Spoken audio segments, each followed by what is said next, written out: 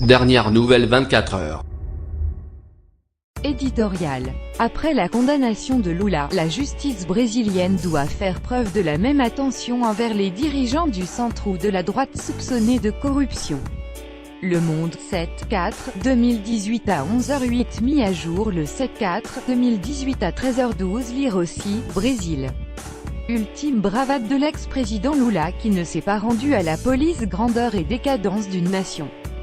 Grâce et disgrâce d'un homme d'État.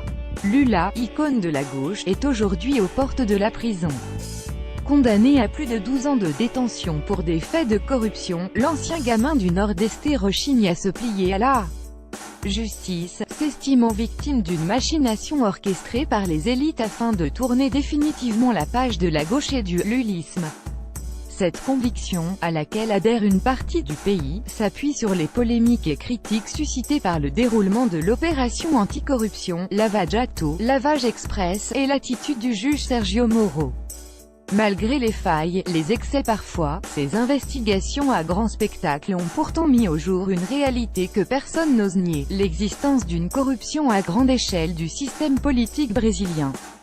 Maires, gouverneurs, députés, sénateurs, ministres et même chefs d'État ont pioché dans les caisses publiques et reçu des pots de vin de la part d'entreprises pour financer leur campagne ou leur train de vie.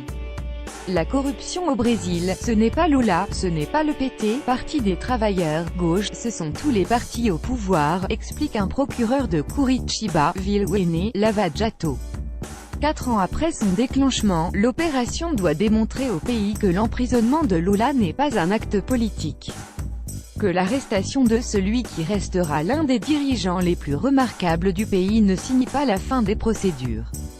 Après avoir touché les figures du Parti des travailleurs jusqu'à atteindre son leader historique, Lava Jato doit s'attaquer avec la même sévérité aux autres caciques des partis du centre ou de la droite.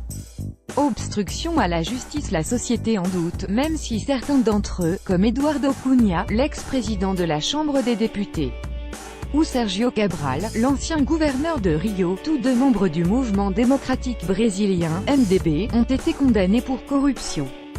Toutefois, d'autres, inquiétés par Lava Jato, manœuvrent en coulisses afin de stopper l'hémorragie.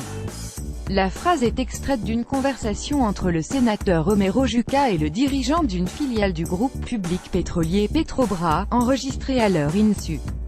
Le parlementaire, qui a succédé à la tête du MDB à Michel Temer, l'actuel président brésilien, laissait ainsi entendre une volonté claire de faire obstruction à la justice. Romero Jucá est visé par plus d'une dizaine de procédures, mais il continue de siéger, sans se sentir inquiété, au Sénat de Brasilia. De la même façon, AECI Oneve, candidat à la présidence en 2014 face à Dilma Rousseff, est suspecté de corruption passive et d'obstruction à la justice.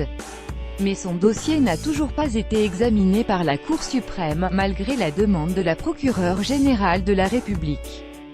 S'ajoutent à cette liste diverses demandes de mise en accusation formulées à l'encontre de Michel Temer.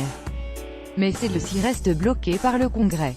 En envoyant Lula en prison, Lava Jato démontre dans la douleur que personne, pas même un ancien président, si populaire soit-il, n'est au-dessus des lois. Une révolution est en marche, mais elle ne doit pas s'arrêter.